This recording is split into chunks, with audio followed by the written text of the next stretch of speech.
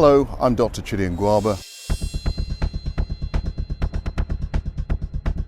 Alcoholism, murder, crime, rape, all these things, when you boil them all down, they come down to a lack of self-control.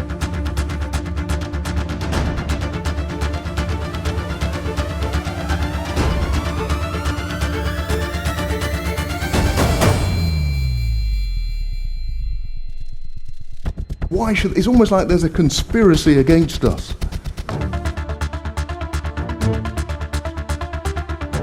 I'm a doctor, I've worked in the NHS most of my career, and I did that because I love to help people.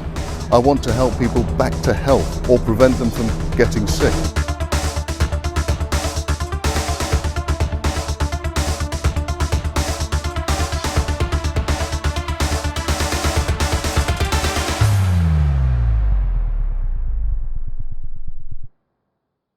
Thank you for that introduction, and it's great for me to be with you all. I've never actually been to South Africa, but it's nice to actually be with you from my own living room or from my own library. That's great. Yes, it's a pleasure to be here, and this message, when I was asked to do it, I think it's quite relevant to all of us, black, white, or whatever. But this idea of Black Lives Matter did resonate with me, and I wanted to talk more about how Black lifestyles matter too, because we know what's going on in the world right now. I mean, we've never been hit by such a pandemic in our lifetime. COVID-19 all over the world, millions of people affected, hundreds of thousands of people have been killed. And if that wasn't enough, there is a movement, in case you weren't aware, I'm sure you are, of Black Lives Matter. I mean, race has become forefront in our minds, and actually not just race between us, but what's happening with COVID-19 and race. I mean, I heard somebody say to me, yeah, perhaps this virus was really invented by somebody who wants to get rid of black people, because it seems to affect black people worse than everybody else. I'm sure you've seen many of the conspiracy theories too. Please don't send any to me, because I don't read them or watch them. But let's deal with the issue.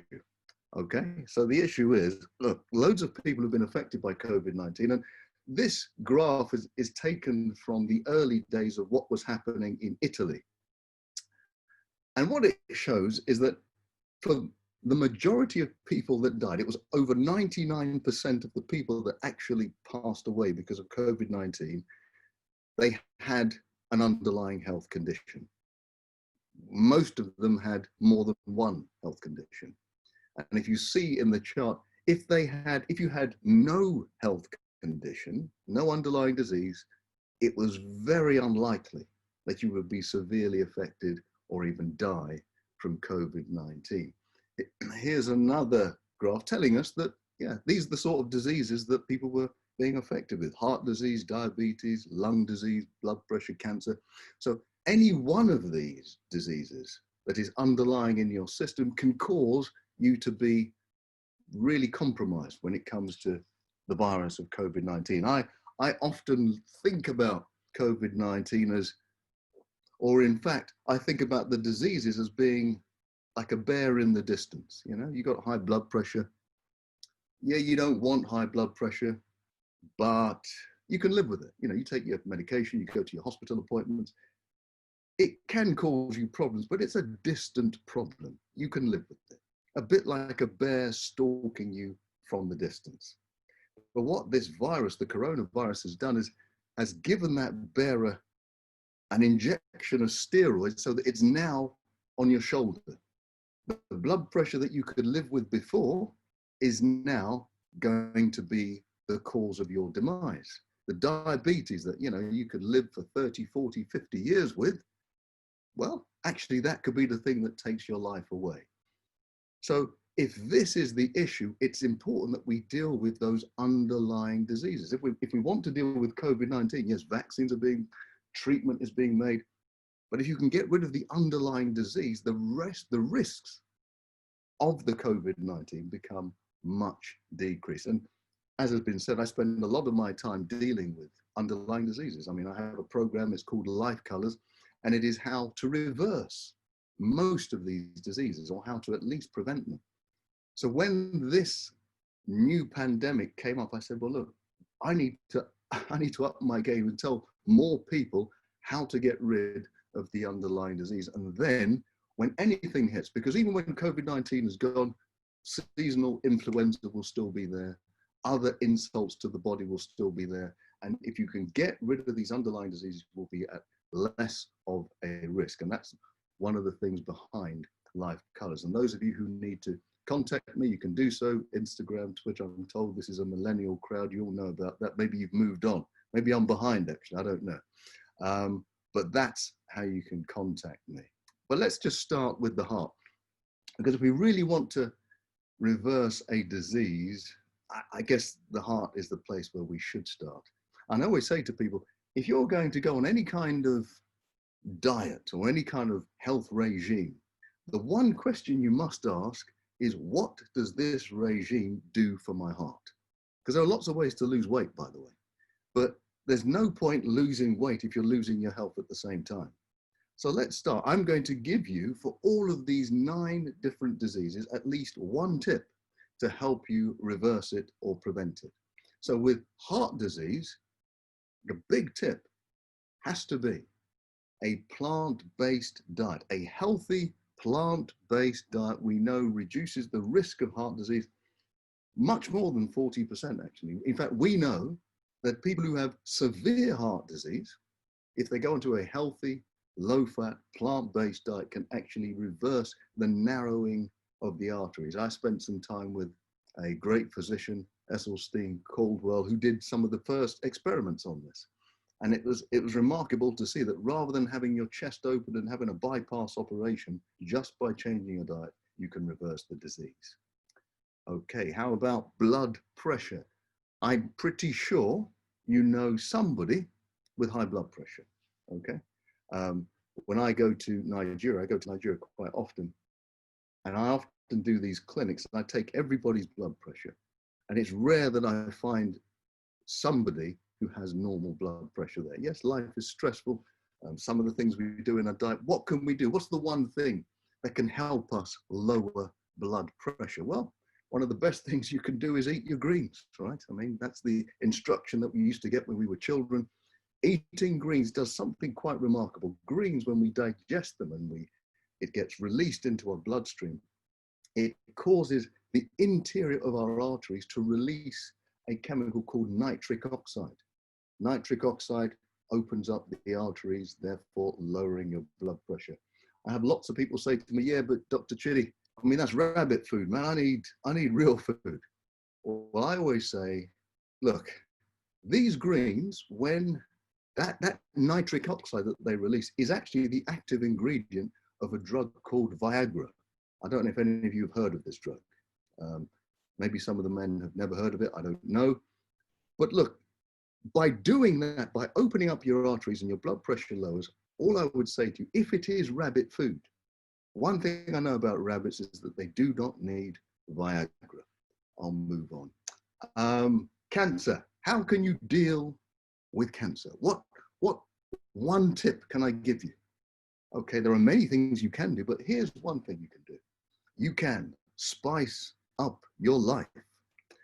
The more spices you have in your food, and here's 4: turmeric, ginger, cinnamon, and cardamom.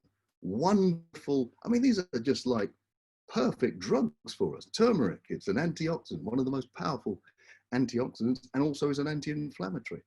Ginger also, cinnamon reduces your blood sugar. Cardamom, I mean, that one is fascinating. What it's able to do is for the natural killer cells, these are the cells that help us fight disease, it actually gives them a boost. It makes them more active. It makes them able to destroy cancer, destroy viruses, destroy. So putting cardamom in your diet most days is a fantastic way of helping you to prevent getting cancer, or even if you have it, how to start defeating it.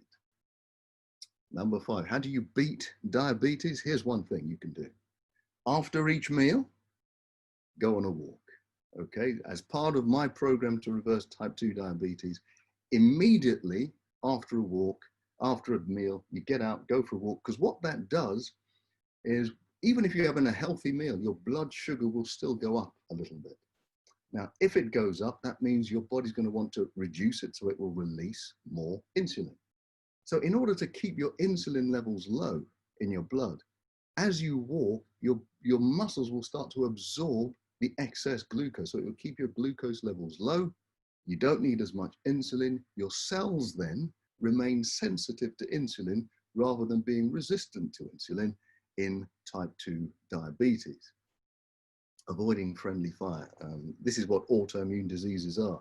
Autoimmune diseases where your own antibodies are, rather than attacking viruses, they're attacking you. So everywhere you have tissue in the body, you'll have antibodies that will be trying to attack you. What one tip would I give to overcome it? Yeah, there was a guy who said, don't have a cow, man. This was Bart Simpson. One of the best things you can do is avoid any cow's milk. Okay, that research at the bottom shows you that bovine protein, that's protein from the cow, since 1992, we've known this, increases the risk of type 1 diabetes. Type 1 diabetes is the diabetes that children tend to get, and it is where their pancreas is destroyed by antibodies. That's the main reason that they get type 1 diabetes. The 98% of them have been linked to cow's milk. Okay, so we're giving lots of our children cow's milk. That cow's milk generates all these antibodies, and for some of our children, they get type 1 diabetes. For others, they might get other rheumatic issues. So avoid cow's milk, that's one thing. Okay, the battle of the bowls. Many of us are trying to fight the battle of the bowls, but how do we overcome it? What thing could I offer you? Just one thing. Well, try and avoid the white stuff. Yeah, this is not a racist comment. I know how things are in South Africa. It's not a racist comment. I'm talking about sugar, obviously. Sugar, the more you can reduce the amount of refined sugar in your diet, the better for us. I mean, I have this system because I know it's difficult. We all have, or many of us have problems with overcoming sugar, myself included. So I have to learn how to overcome it. And I say, look, the best thing you can do if you want to overcome that donut that's calling your name is to say to yourself, look, if I say I can't have the donut, I'll only want it even more. So don't say it, right? Say to yourself, okay, I'll have the donut, but I'll have it in half an hour. Now, at the same time, eat yourself an apple. When you eat that apple, it will slowly digest into your system. It will release sugar into your system over that half an hour, so that at the end of the half hour, you'll have more sugar in your system that has got there slowly, and that will help you overcome the desire for the donut. Yes, I know some of you are thinking, even after half an hour, I still want the donut. I get that. Well, if that happens, have another apple, do the same thing. Maybe at the end of the day, you've eaten 5 apples. That's not a bad deal. And even if you do fall down and eat a donut once in a while, it does stop you from eating loads of them. It stops you from binging loads of them, because that sugar has become, we've actually become slaves to sugar now. Sugar is so addictive. We know that the same pathways in the brain that cause sugar addiction are the same pathways that predict heroin addiction. And I always say we used to be slaves for sugar. The slave trade was born on the backs of sugar.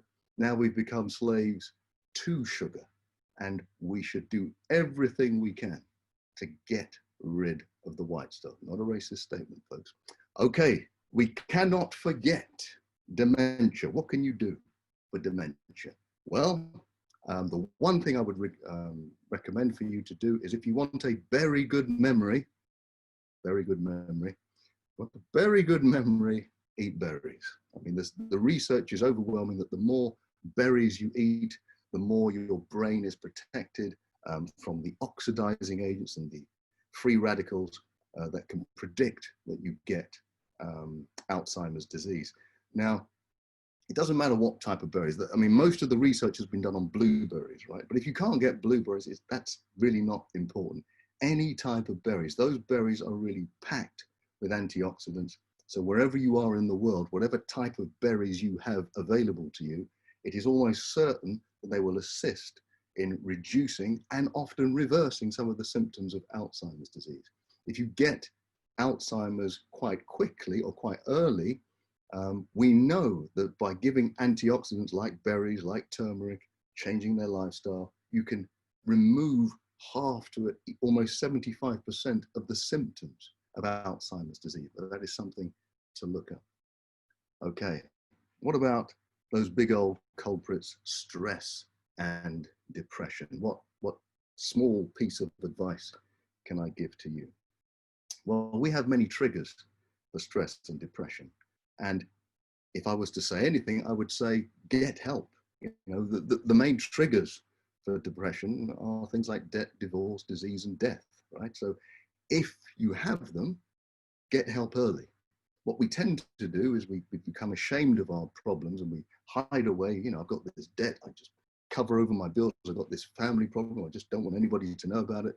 Well, you know, just like mushrooms, these things grow in the dark. So the best thing to do is bite that bullet and get help as early as you possibly can. Look, I mean, I'm telling you a few things here and you might say, well, it sounds easy to say, but what about, does it really work?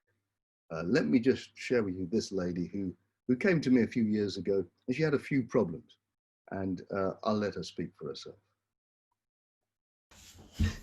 Hi, my name's Sandra Porter. I used to be diabetic. I had an underactive thyroid and high blood pressure. I was also slightly on the heavier side. I'm now free of all medication.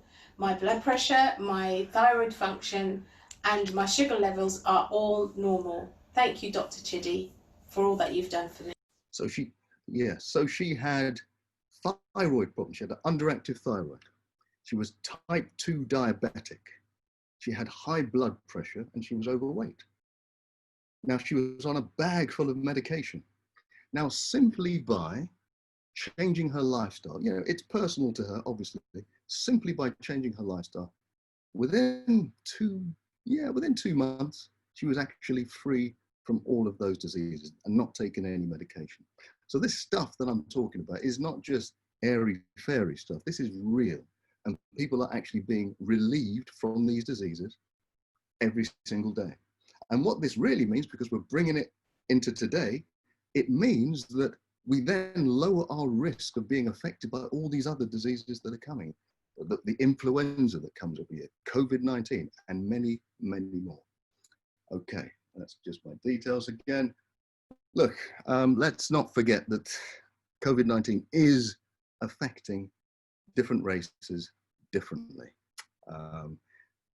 So let's just look at that a little bit, shall we? Look, in England, if you have a quick look at this graph, it just shows that black people are overrepresented. Look, you see the population of white people is 85.3%, and they're getting 73.6% of deaths by COVID-19. Asians are about at the same level, but black people, who are 3.5% of the population, take up 5.8% of the deaths. So they are well overrepresented. And that's not just in England. If you look in America, you know, the African Americans, look at these states. The dark blue represents the population of black people. The red part of the graph represents the proportion of deaths. So in Louisiana, the black population is 32%, but of the deaths, it's 70% by COVID-19. Illinois, 15 to 42. So you can see it's always, I mean, Chicago, 30% of the population take up 69% of the deaths. So something is going on. And you can understand why people might start to think, oh, maybe there is some kind of conspiracy going on. I mean, what is the reason behind it? And you may hear the theories. Could it be poverty? Sure. Could it be racism? Could it be another conspiracy? Well, look, let's just clear something up. For just about all disease outcomes, the poorer you are, the worse you do. There's no question about that. We've known this for decades. That's absolutely true. But, you know, my question is this, and you're living in South Africa right now, I went to Nigeria. I spoke to the people in Nigeria, and as of last week, for a population of 180 million people, less than 1,000 people have died from COVID-19. They are not on average wealthier than any of the black people in Europe.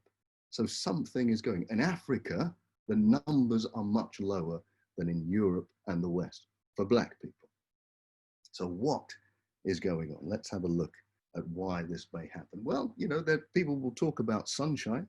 Sunshine, we know, kills viruses. So if you're out in the sun, you're less likely to be affected by a virus. You know, the more sunshine, the less time viruses can live. That's certainly something.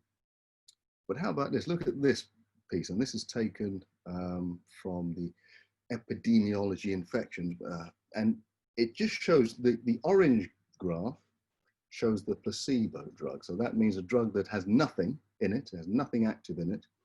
And the blue tells us where they were given 800 international units of vitamin D.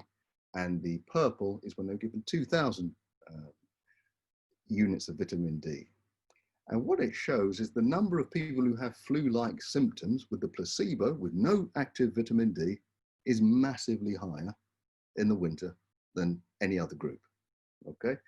So vitamin D has some kind of effect in suppressing influenza. And remember, coronavirus is a type of influenza, yeah, a more vicious type, but it's a type of influenza. But if you're not convinced by that, let's go on. On the lower border, on the x-axis, you can see increasing numbers of vitamin D. On the y-axis, it's the number of people who have illnesses from influenza. So that as your vitamin D levels increase in your blood, the number of people who have symptoms from influenza decrease. Okay, well, what about COVID-19? Let's have a look at this one then.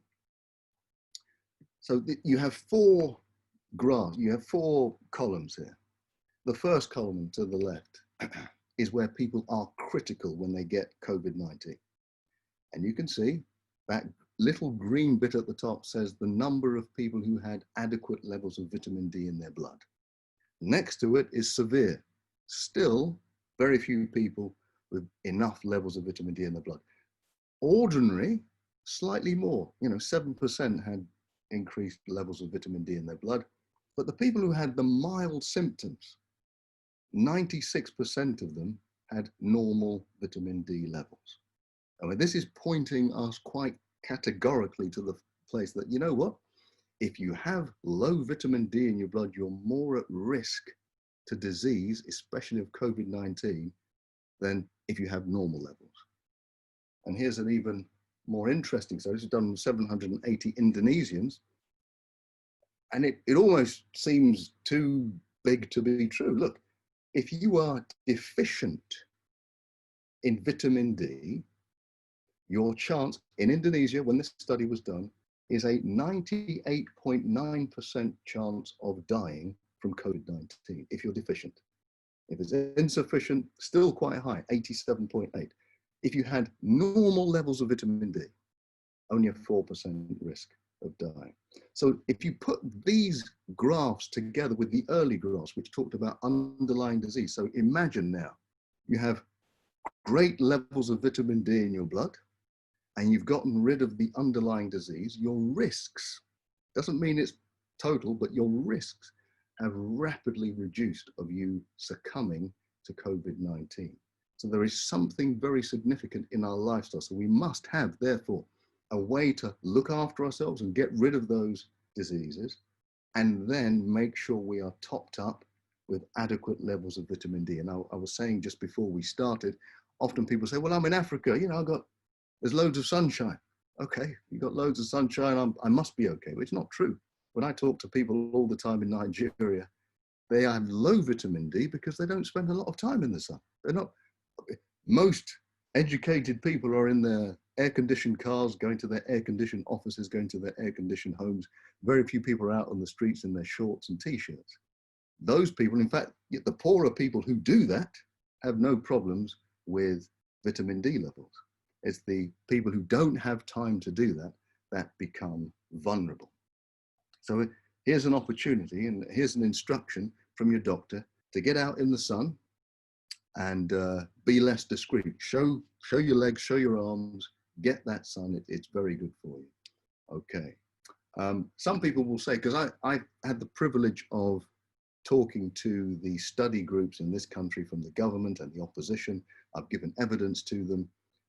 And in some of those meetings, I hear people say, well, there's no evidence that this works. This is before some of the research has come out. No evidence that this has worked. I always say to you, for those of you who are not from a scientific background, you know, no evidence of an effect is not the same as evidence of no effect. When you hear the media say there's no evidence to support that, well, what they mean is we haven't been looking very hard.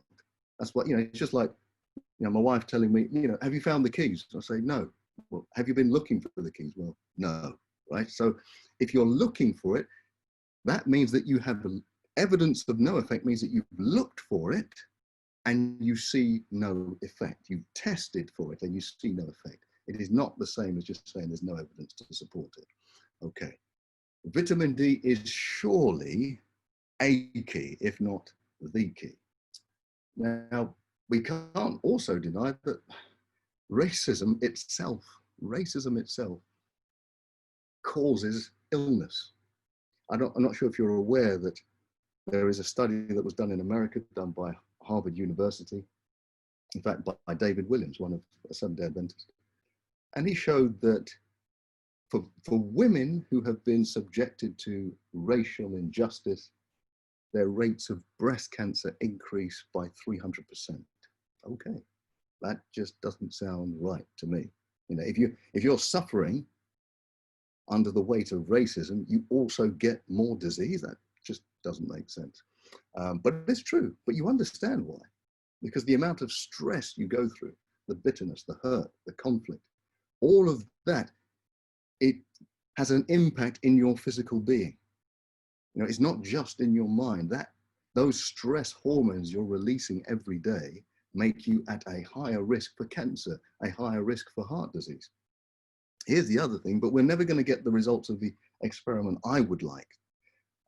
I would like to know, what are the cancer rates for the people who are being racist? Okay, what would be the cancer rates for those people? But we're never going to find that out, because how do you recruit people for that study? You know, if you're racist, please come and have your blood, you know, it's just not going to work.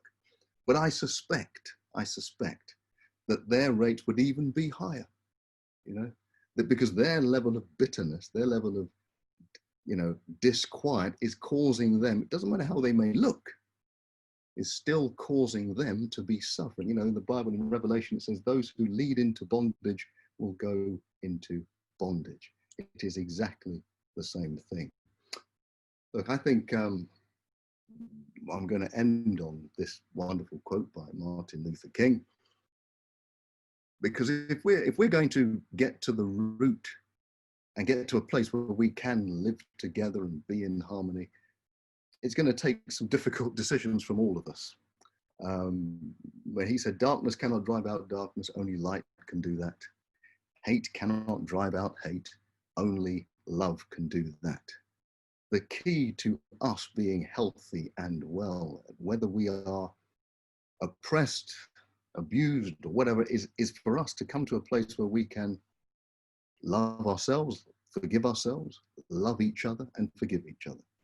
I mean, I think that's probably one of the most powerful messages in medicine right now, because to combat stress, which is at the root of many of these diseases, there has to be forgiveness.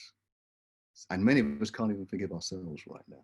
And at the heart of that forgiveness must actually be love. So that is where I'm going to leave you with. I'm happy to answer any questions. I'm going to come out of this sharing. Stop sharing.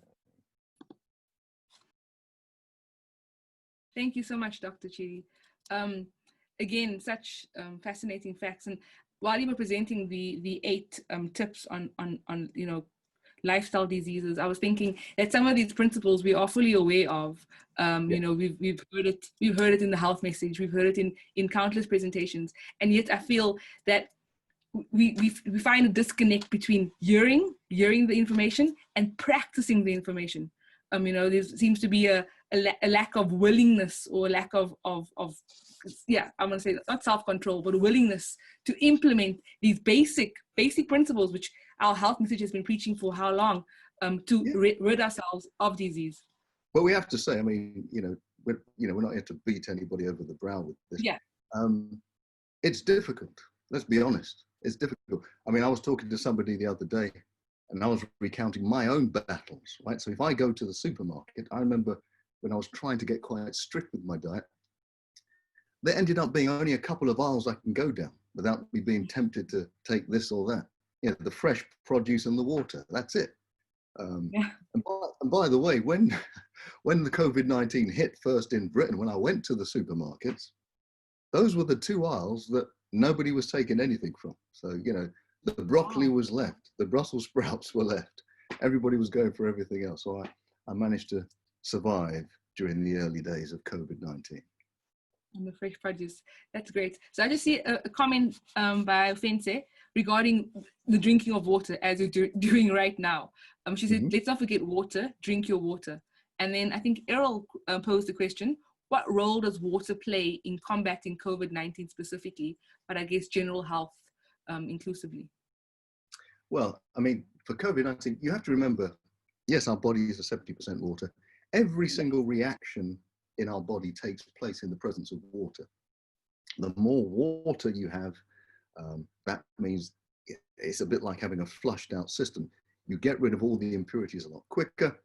But think about this also. So hypertension is one problem that can link to a bad outcome for COVID-19. Well, often people can lower their blood pressure just by drinking more water, right? So I always think of it of imagining myself swimming in water, which is what we do, and comparing that to swimming in treacle. If you try and swim in treacle, it will be too difficult to do.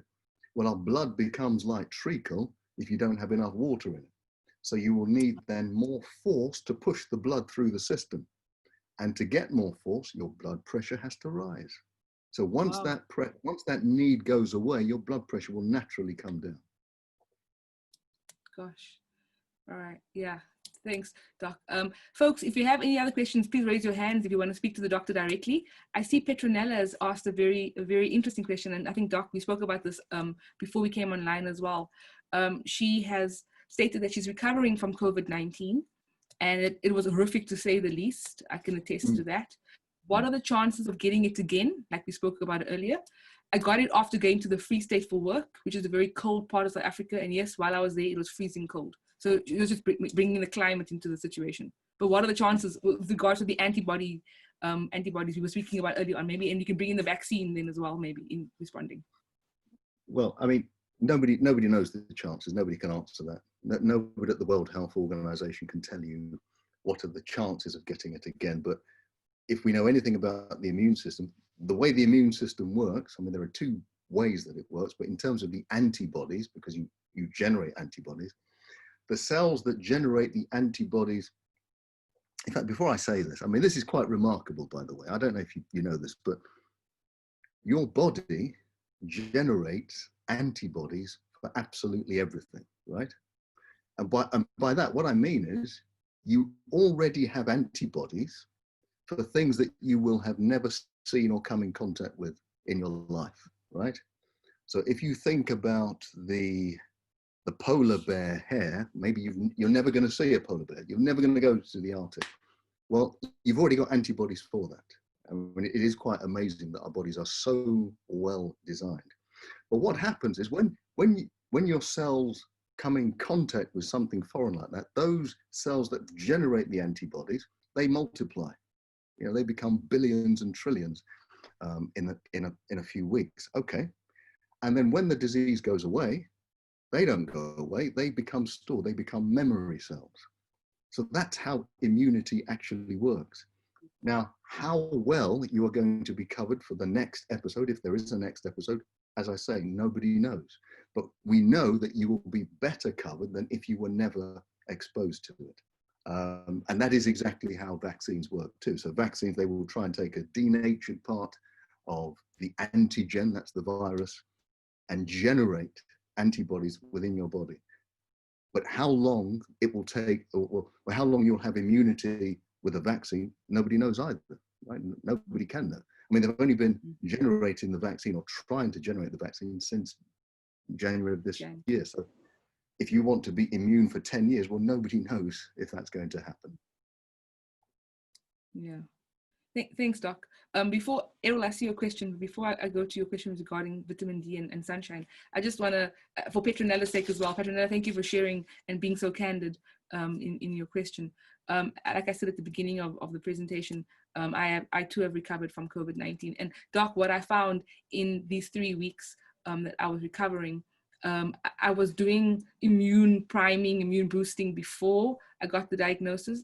And I dare say that to some extent that has helped me sort of limit the symptoms and having a milder version of COVID-19.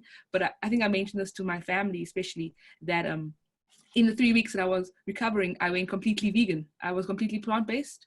I cut out, I don't really do dairy much because of sinusitis, but and allergies, but I cut out all dairy, all meat products. And I dare say that for myself, Petronella, I don't know how you feel, but for myself, it definitely gave my body a fighting chance to overcome this virus. So yes, to just confirm and to reiterate your points at the beginning, plant-based diet, removing carcinogens, the sugars, the refined foods, the processed foods, definitely played a big part in my recovery and my milder disease. But yeah, that's just my testimony. Sorry, family. So Errol's asked a question regarding the vitamin D and sunshine question, which I think we spoke about as well before. Can you just sit in the sun, or should you be taking a vitamin D supplement? Okay, that's good. Look, if you can sit in the sun in your shorts and t-shirt in the hot sun in South Africa, for example, I think if you're in the sun for about an hour, that would be the equivalent of maybe 10,000 international units. Okay, so that is fantastic. That is good if you could do that. So I'd certainly recommend that. But I'm in England, right? You know what the sun's like here. So that's not going to happen anytime soon.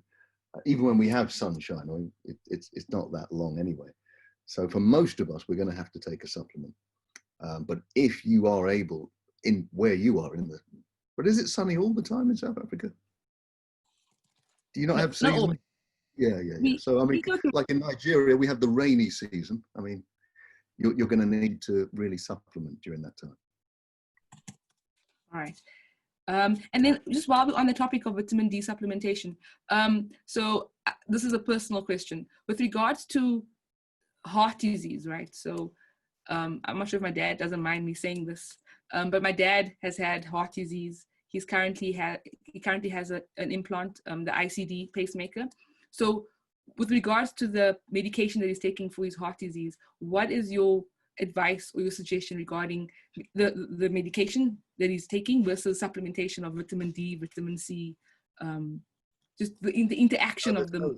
No, there's no conflict. I mean, it's not either or. If you've had a serious heart condition, you don't just say, get rid of the medication and take supplements. No, I mean, I would never, ever recommend that. Yeah. And here's a point which some people may be thinking about. I have often people say to me, we should only go the natural route. Okay, I understand that. But if you have a heart attack, you don't just say, well, just give me some broccoli juice. We don't say that. You need proper emergency help. And some of those medications that you're on will be saving your life right now. And they'll be doing things, especially if there's some damage to your heart, they'll be doing some things acutely that no supplements are going to be able to do. I mean, that is the beauty of medicine. I mean, some people want to throw out everything in medicine. That's just doesn't make any sense. So, and I would never try to give advice just over the internet on, especially something I don't know and not seen, right? Yeah. So, stay on your medication. Just in case anybody's in any doubt, stay on your medication unless you come across a wonderful lifestyle doctor who can help you come off, okay? And if you can't find them in South Africa, there's one or two here in Britain, okay? Okay, so then, just I think to follow up on that question, would it then be okay to supplement the medication, the life-saving medication with vitamins? Is that not a concern, that there's no contraindication or something? Okay, so when you say vitamins, I only Yeah, sorry. recommend possibly two vitamins. One is vitamin D, and the other one is Okay. possibly vitamin B12. Most other vitamins, unless you're doing an intensive therapy with vitamin C, most other vitamins are a waste of time and money, and they actually can cause you problems. The World Health Organization did a big study on it, using 4 million people over 20 years, and they found that for those people taking multiple supplements who were not really deficient, but they were just taking multiple supplements, a third of them were dying early because of the supplements, right? A Oh, third wow. of them had absolutely made no difference whatsoever. And the other third, they found that, well, they were very deficient, so they needed the supplements in the first place. But as soon as they had enough, it then became a problem for them. So the only ones I recommend are vitamin D and vitamin B12 for some people. All right. That's interesting. Thank you for that. I know we had a professor in South Africa who always said vitamins just make very expensive urine. But yes, Yeah. that's for another day. So a question, sorry from I plagiarized my term out. I'm sure I said that first. Oh, okay, then more than likely he said he took it from you. Yeah. Yes, just very expensive excretion. Another question for you, Doc. You mentioned about inclusion of spices in our diet. Yeah. How do we reconcile with how spices affect the stomach membranes and cause piles? I cause piles. Okay. All right. All right. Let me answer that first. Well, not all spices cause stomach irritation. The main spice that causes irritation of the stomach is that capsaicin, you know, the one in chili peppers, hot pepper. But cardamom doesn't, cinnamon doesn't, ginger doesn't. I mean, they're all fantastic for you. Yeah. Causing piles, spices do not cause piles. Whoever told that person that needs to be re-educated. Piles are caused by, I don't even know if you even want to know, but but I mean, by piles, we're talking about hemorrhoids, folks, just in case you don't understand what we're talking about. Those things that come out of your back passage, you know, they look like a little bunch of grapes. The main cause of that is constipation. Yeah. So people straining.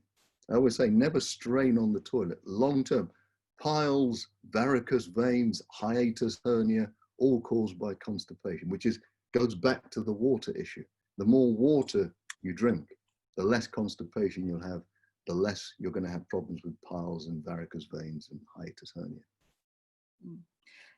Maybe also just with regards to the stomach membrane, I know some folk, like you said, the capsaicin in chilies can cause stomach ulcers for some folk. So I'm not sure if that is also what would. Yeah, it can do. But I mean, but most people who have stomach ulcers are getting it because of, two main things. It is stress and the bug H. pylori, H. Helicobacter pylori, and stress feeds the bug H. pylori. If you want to get rid of that, there are some natural ways to try. Garlic, black seed, all that you can try. But normally you need an antibiotic to get rid of that bug. And then you need to start dealing with your stress. Doc, I'm monopolizing the conversation. Another question, if you will indulge us. What is the best way to transition to a plant-based diet? And furthermore, would it be possible to assist in getting the heart stronger when one has congenital heart disease? Congenital heart disease? Yeah, okay, all right. So the best way to start is don't try and go all in at once. Okay, if you have a normal meat-based diet, which many South Africans do, let's be honest, somebody saying to you, have loads of lettuce and broccoli is not attractive, right? Even if you start eating it, it's not going to be attractive to you. The best thing you should do is, okay, keep your diet, but just add some greens to it. So increase the amount of greens. And just by doing that, it allows you to start to get a taste for it whilst you're enjoying the stuff that you already enjoy. Months down the line, you'll probably say, well, you know what, I don't actually think I need as much meat as I used to. And that's the best way to transition. Make it into a happy lifestyle. Don't be a miserable vegan. You know, it's not a good advert to go around saying, oh, I'm just eating broccoli, and it's not a good advert. So add more greens to your diet, and the more you do that, the better the taste you'll have. Now, for any condition, whether it's a congenital heart disease, absolutely any condition, and this is the beauty. I mean, those those 8 tips or 9 tips I used for the different diseases. The interesting thing about them is that each one of those tips will help every other disease, right? So this is what holistic medicine is all about. And any disease you have will be helped by any one of those tips. So if you have a congenital heart problem, it will not do you any harm to go on a healthy plant-based diet. Okay, it definitely won't. And this is why when we talk about diets, you have to talk about their totality. I started by saying, make sure it looks after your heart. Well, to be honest, if you go on the Atkins diet or a low carb diet, well, you may lose weight, but you may have kidney problems, you may have liver problems, you may have heart problems, you may be a diabetic because of it. So the most important thing is to have a holistic approach, and that's what we try to promote. Great. So there's another question, I think, from Errol and Paulette. What are the 2 or 3 myths, detrimental health myths that out there that are really impacting people? So what these health myths that are being counted around or sort of trending? Well, what do you mean? I'm not sure if you mean what's going on now with COVID or just general health myths. Or... I think Errol's just going to qualify his question. Yeah. Well, general. Yeah, I mean, so there are some general ones. One is that what I was just saying, there are, especially within our church, the idea that conventional medicine is something to avoid, okay? So if you're a real Adventist, you're a real Christian, you believe in God, then, well, obviously you're not going to take any medicine. But as I said, the wonderful thing about medicine is if you're acutely unwell, those things save your life, okay? And as much as I love lifestyle medicine, as much as I love trying to reverse disease, it's beautiful. But in the acute phase, it's actually drugs and hospitals and all those people that are keeping us alive. So that to me is one of the biggest myths. And along with it is the idea that, okay, if I have a disease, people will ask me an awful lot, what can I take naturally to overcome the disease? Can I take something natural to overcome disease? And, even though I've talked about spices, they may help, but they are not the root cause of the disease. Okay, so taking natural things to overcome, like lowering your blood pressure with capsaicin, that's a natural way to lower your blood pressure, but it's not getting rid of the root cause of your blood pressure. Your stress, your diet, I mean, it's fine. You can go to McDonald's every day and then take capsaicin, maybe it will lower your blood pressure, but get rid of the McDonald's, deal with your stress, get to the root cause of the problem, then you can add your spices and everything as well. That's great, Doc. So another question from TK Michael. He too is recovering from COVID-19 and he has been taking various herbal concoctions. He hasn't specified, but he asks, how much is too much? Of the herbal concoctions? Of the herbal concoctions, yeah. I would never know because I don't know what's in them. I mean, there's no way I can answer that. I mean, so I don't recommend most of them unless when people come up with these herbal remedies, I say, well, what's in it, first of all? And that's the one thing you need to know. But I could never know because people put all sorts of different things in them. Some are good, some are not so good. TK, I'm going to ask you to unmute yourself and then pronounce what you've just written on the chat, if you don't mind. Sorry, Doc, I think he's clarifying the herbal concoction. Thank you, TK. Oh, okay, so I've been having artemisia. I've been drinking artemisia.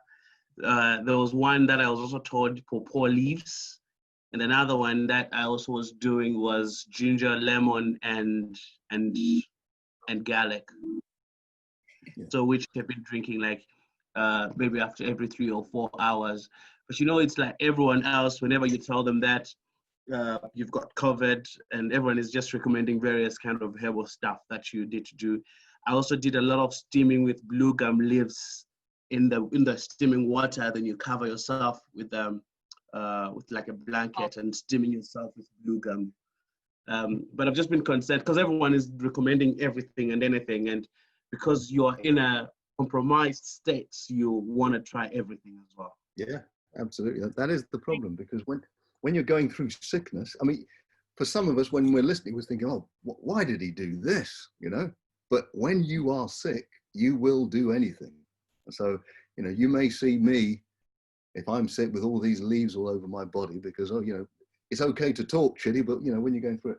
But look, I always say there is no contradiction in medicine, science, and even what we do in the Bible. I often say, look, I don't speak about things unless three things are together. When I'm talking about health, it has to be in line with what the Bible says, right? It has to be in line with what I can see science says as well. And yes, I get whatever I can, some instruction from what Ellen White used to say. So when I'm talking, if I'm talking about those three things and they agree, I've never been proved wrong, right? So when people talk about all sorts of remedies, okay, but where's the evidence for them? And I do mean evidence, and there is some evidence. So you talked about the garlic and the lemon and the ginger. There's loads of evidence to suggest that that will help boost your immunity. So pretty much, there are very few conditions that cannot be helped with garlic, lemon, and ginger, right? So you can have that as much as you want. Now, you said how much is too much. I don't know if you're married. Well, with the garlic front, that's up to you. That's between you two, right?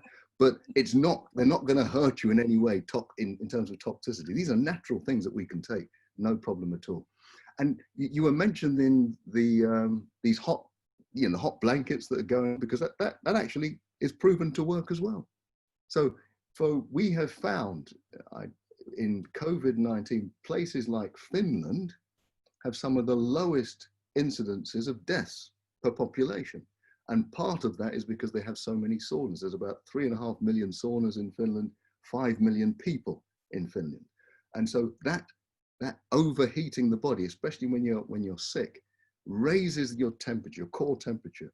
It actually boosts the number of natural killer cells in your center. And that actually helps us to fight disease. So whether it's influenza or whatever, it's a good method. So I would certainly recommend that. I don't know about the name of the leaves, but just heat or a hot shower followed by a cold shower, that will help. Interesting. So Doc, the theory of sweating out a cold or flu is not a bad idea then? Yeah, it's not a bad idea, but it doesn't come from sweating it out. It's a nice phrase, but it's the heat. It's raising your core temperature.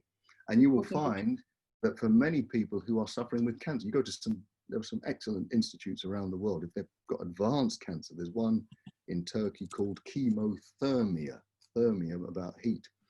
So for people with very advanced cancer, they spend a lot of time raising the core temperature, and they're getting better results than many people on chemo and whatever. I'm not suggesting that you give up on your chemo, just in case anybody starts taking notes and starts reporting me to the general conference. I know what we're like. I'm just saying that core temperature boosts your immune system. That's interesting. Wow, Doc, this has been such a fascinating discussion, and I know for myself, I've learned a lot. Some things have been reiterated. Repetition is key, they say, and hearing these things mentioned again. And I think in a time of COVID, we're all looking for ways of priming our immune system, boosting our immune system. For those of us who are going through the experience, for those who've been honest enough to share this evening, thank you so much. Yes, the stigma in South Africa, I'm not sure how it is in the UK, but there is an underlying stigma with this disease. But I feel that the more we talk about it, yeah, in South Africa, it seems to have caused some, I cannot say exactly, but I know in communities, in sort of local communities, people are being ostracized. You know, they are told to be they kind of shun from the community because they're positive. Quarantine, you know, you don't want to catch it, so I get that. Okay. Yeah. But yes, in South Africa, we are fighting a bit of a stigma. But I feel that for myself personally, I don't know how TK and Petronella feels, the more we talk about it and the more we personalize this experience, the better for everybody. And just on a parting note for myself, I'm not sure if anybody else has any other questions to pose before we say goodnight. I've been watching this documentary on Netflix called Down to Earth with Zac Efron. And in the episode I watched yesterday, they were looking at blue zones in the world, and they were in Sardinia, Italy, and they found that in that particular population in the community, they followed a low protein, high, I don't want to say high carbohydrate, but low protein diet. And then all the other, and this smacks directly against the myth or the health myth of this whole banting culture, you know, the high fat, high protein. I just thought I'd get your feeling on this whole centenaries living to the ages that they do, actually following a more plant-based, low protein diet. Yes, of course. Now, obviously, one of the other blue zones of the world is Loma Linda, California, Yes. which is the Seventh-day Adventist place. By the way, blue zones, you know, that whole phrase, blue zones, is now owned by Adventist Health, right? So Adventist Health has bought blue zones. And what they've done, Dan Buettner, he discovered that, yeah, the people who live longest, the people who make it to 100, they have a similar sort of lifestyle. They have certainly a healthy plant-based lifestyle, but it's not just that. It's also about their community. It's about how elder people are still respected. They're still involved. They're still engaged. They don't really retire. You know, they keep on. They always have a purpose to get up every day. And you know, it's a combination of all of those things in different societies, whether it's in Japan, Sardinia, America. Those are the common features, right? And when we're thinking about our health, that's how we should think. It's the food, it's the exercise and water, fantastic, but it's also what's going on in our minds. It's also what we feel. It's also the community spirit we have. And, you know, and church can be actually a beneficiary of this, because the more we can come together, even if it's on Zoom, the better for our health. Great. Doc, I see many folks are saying thank you in the chat. Dad, Howard, did you have your hand up? Oh, all right, apologies. Yes, thanks, Doc. And I think watching that episode, again, like you said, the centenaries, they had a purpose to get up in the morning. They would still walk. They still had mental capacity. The dementia hadn't set in based on diet, on activity, and like you say, reasons to get up. But Doc, from my side personally, thank you so much. This has been so insightful. Pleasure. What a timely message for all of us in South Africa.